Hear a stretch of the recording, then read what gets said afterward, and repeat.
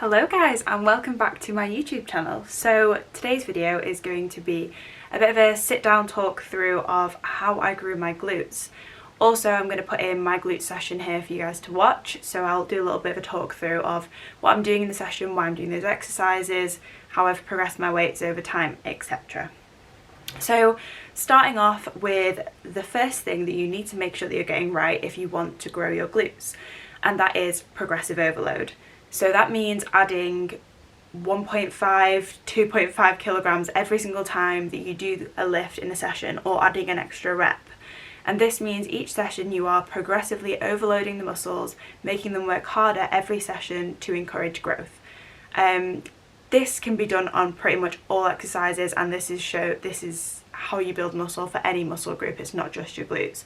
But this is where I've seen the most difference in the past 6 to 12 months, is making sure that I really stay on top of tracking all the weights that I'm lifting, tracking all the reps that I'm doing, to make sure that every time I lift I'm going a little bit heavier or lifting one rep extra to make sure that my muscles are being pushed to new places where they've never been before, which is essentially what encourages them to grow, because it's a new source of stimulus, makes them think, okay, we need to be stronger because she's going to keep lifting heavier, so we need to build some more of us to gang up on this weight that she's lifting. So yes, that is tip number one, is to make sure that in every single session you are progressively overloading your weights. And the best way to do this is to make sure that you have a tracker. That can be pen and paper, or it can be an app on your phone. I like to do it with a pad and pen because I just find it easier. I write down my session every time before I go to the gym, and then I can just flip between the pages, or I write down what I need to get over in my session. So I either need to hit this amount of reps, or I need to be lifting this much weight, and that just helps me to kind of track where I'm up to and make sure that every single session I'm going in and lifting heavier. So that is tip number one. Okay, so I've made a few notes on my phone. Tip number two is to make sure that you're sticking to a plan. So a lot of people, when they first get into the gym, switch between workouts quite a bit. So you see a fitness influencer that you like post a video of them doing a certain workout, and you go, oh, I'll try that, and then you'll see the next week they've posted something different, and you're like, okay, I'll try that. And then every single week your program's changing, so you can't progressively overload if you're doing different exercises in every single session. So the easiest thing to do is to do the same sessions every week for at least 12 weeks. This can get a little bit boring, but it is the only way to make sure that you are progressively overloading in those exercises. There is a way of switching things up a little bit, and that is to make sure that you have 2 to 3 compound exercises in every single session. That way you've got those 3 exercises that you know are going to be in every session for at least 12 weeks, and making sure that you're progressively overloading in every single one of those 3 exercises.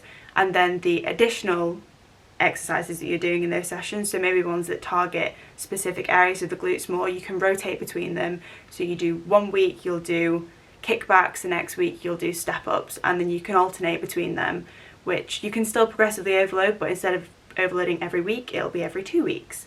It just gives you a bit of variation in your workouts if you're the type of person that gets bored quite easily. So that is a way of making it a little bit less boring if you do want to switch things up a little bit. So that's tip number 2, is to make sure that you're following a plan for at least 12 weeks at a time. Tip number 3 is to make sure that you are eating in a calorie surplus. So this means eating more than you are burning. And this can be figured out by figuring out your maintenance calories, which can be done on an online calculator, and I will leave one in the description below so that you can check your own. You just put in all of your measurements, you put in your height, your weight, your sex, your age, and your activity levels, and it'll tell you what your maintenance calories are. What I would recommend doing is figuring out how much you're eating in general to start off with. So say your maintenance calories is 1,700 calories. You could be eating 1,300, 1,400 calories if you've been trying to diet for a while. So the best thing to do is to gradually increase until you get to maintenance, and then you've got a strong, solid starting point to go from, to start a bit of a bulk to be able to grow that muscle. But even just going from eating below maintenance to coming up to maintenance, you will be eating more than enough to start seeing some progress. And the easiest way to do that is every week or every 2 weeks, just to gradually increase your food. Don't jump it up all at once, because your body's not used to it, and give your metabolism a chance to catch up as you add on food. So essentially that's what I've been doing for the past 6 to 7 weeks. I've gone from my maintenance calories all the way up and past it, to I'm now on 2,500 calories on training days, 2,400 on rest days, which is 800 calories above my maintenance-ish. When I put my measurements in on my calculator, it tells me that my maintenance is around 17 to 1800. So it's not entirely accurate, and it is different for everyone. So go with what your gut is. If you think you're eating way more than that and you are happy with your body composition, then go from there and start adding on top of it. It's not the be all and end all what number it comes out with, and obviously your diet varies from day to day. But if you're completely stuck for where to start, then that is a good baseline to give yourself. And yeah, then gradually increase by 100 calories every 1 to 2 weeks until you feel like you're in a comfortable position where you're eating enough to fuel your workouts and build some muscle. Bear in mind, some extra fat will come with that muscle most of the time, no matter how careful you are. But if your goal is to grow your muscles and you're doing it over a specific period of time, then you have a goal to work towards, and you know it's 12 weeks, 16 weeks of eating big and getting big, and then there's going to be a cut. So you always kind of have that in your back of your head that you need to get those calories as high as possible to fuel your muscles, to grow your muscles, and then they're going to come down anyway, and you're going to lose a little bit of that excess fat. So don't stress too much about it if you do end up putting on a little bit of fat, because you're eating more now anyway. So pulling from those calories when you start a cut is going to be way easier than pulling from calories from maintenance, because that's when it gets difficult, is if you're eating 1,700 calories and you have to drop it below that, because if you're training hard and you're doing cardio, getting below that can feel difficult, especially if you have a full-time job as well. It can be a very difficult thing to balance. So getting your calories as high as you possibly can before a cut is a really good starting position to be in a cut after that. So that's tip number 3, is to make sure that you're in a calorie surplus. Tip number 4, don't know why I keep doing double, because that's 8. Anyway, tip number 4 is to make sure that you understand that the results aren't going to come overnight, because growing muscle takes time. It takes time to progressively overload your muscles. It takes time for your body to adapt to the training style that you're doing, and for it to metabolize all of the food you're eating and help build new muscle tissue. It's not going to happen, 9 times out of 10, it's not going to happen in 12 weeks. It's a constant, gradual process that happens over years, not weeks. So yes, you'll go through a bulking period and you'll initially see a lot of gains. If you're just starting the gym now, you will probably see a massive increase in your muscle mass. The graph kind of goes like this.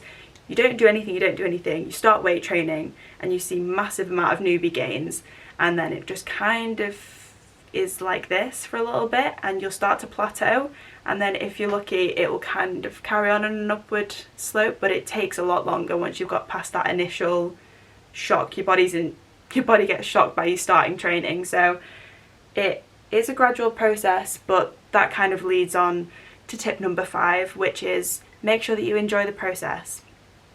I can tell you all of these things, and if you don't enjoy it, you're never ever going to stick to it.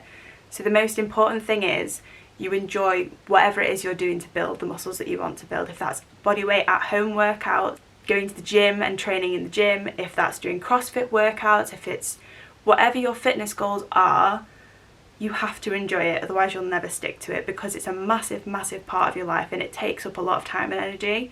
So to be able to stick to it and see the results that you really want to see, you have to make sure you're enjoying it. So get a gym pal, go to the gym with your boyfriend, go to the gym with your girlfriend. Make sure that whoever you're doing it with and whoever you're surrounded by support you in what you're doing, and then make the workouts fun. Whatever exercises you find out that you love doing, try and incorporate them as much as you possibly can. and then eat the foods that you love eating. Because I say eating a surplus, it doesn't mean eat McDonald's every single day, but it does mean that you have room to fit in the foods that you love.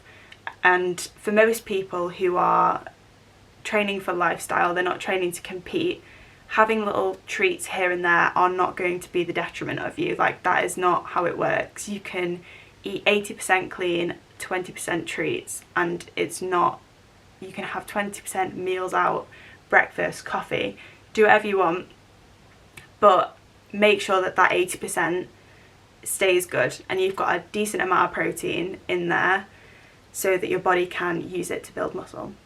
So those are my top 5 tips for growing your glutes. And with that said, here is my glute session that I have been doing for the past 6 weeks now and will continue to do for the next 6 weeks whilst I am in my bulking phase. So I will talk you through what I'm doing in this session now.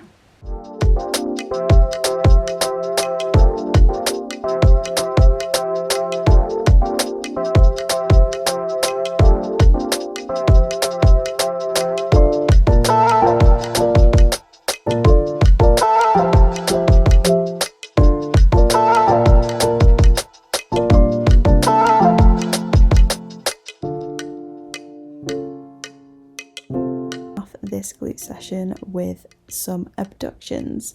So normally I do 10 to 12 reps, then 8 to 10 reps, 6 to 8 reps, gradually building up with the weight and leaning forwards to really feel it more in my glutes. This machine isn't the best as the resistance doesn't really start until my legs are halfway open, so you gotta make do with what you've got in your gym, but yeah, try and lean forwards to activate your glutes just a little bit more. Then we're moving into some little bodyweight kickbacks. I do these just as a glute activation exercise.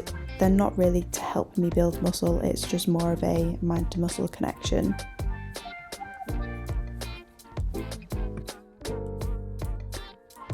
Okay, so now we're doing some hip thrusts. This is my warm-up set, so this is 10 to 12 reps with the lowest weight, starting here with 80 kilograms. And this is the exercise where I've seen the most progression over the last 6 weeks. I've managed to go from lifting about 120 kilograms on my top set to 150. But as you can see, this set is less difficult than the next one. So moving up the weight to about 140 kilograms, just getting comfortable with the placement of the bar, and working really hard, driving up through my heels, not pressing into my toes, as I find if I press into my toes, I feel it more in my quads and in my hamstrings and in my glutes. We're really trying to control the weight. This is my top set, so this is 6 to 8 reps, and I've been hitting 7 for the last 2 sessions, so I'm going to try and up that to 8 for my next session. But this should be your hardest set, and as you can see from the look on my face, it is definitely the hardest set for me, and I always try and squeeze out a couple of extra reps if I can. As you can see, I'm here telling myself no, and lifting the weight back up to get an extra couple of reps before giving up. And that was clearly pure agony, as you can see. We are now moving into doing some hyperextensions, some glute focused hyperextensions. So I'm holding a 15 kilogram plate in my arms, and these I only do 3 sets of 8 to 10. They're more of like a pre-activation for RDLs, as I feel RDLs quite a lot in my hamstrings. So doing this beforehand just helps me get a bit of a more of a mind to muscle connection with my glutes. Then moving into some glute biased RDLs, really sitting back into them. I've been struggling with a shoulder injury, so I've been keeping these relatively light, but I find that helps me to get a better mind to muscle connection as I can really focus on my form.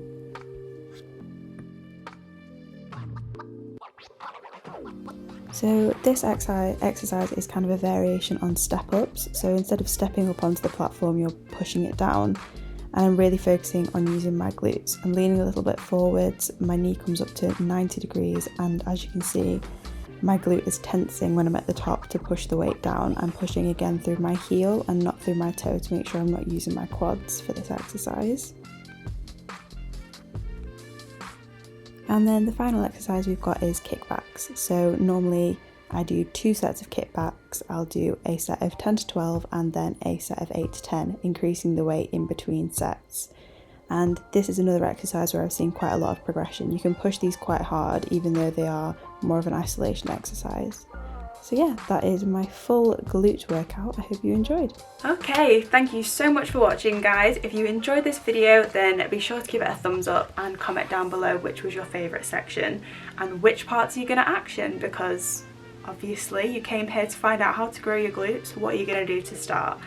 And if you have any questions at all, feel free to DM me on Instagram. I'll leave the link in the description below, and I'll see you guys in the next video.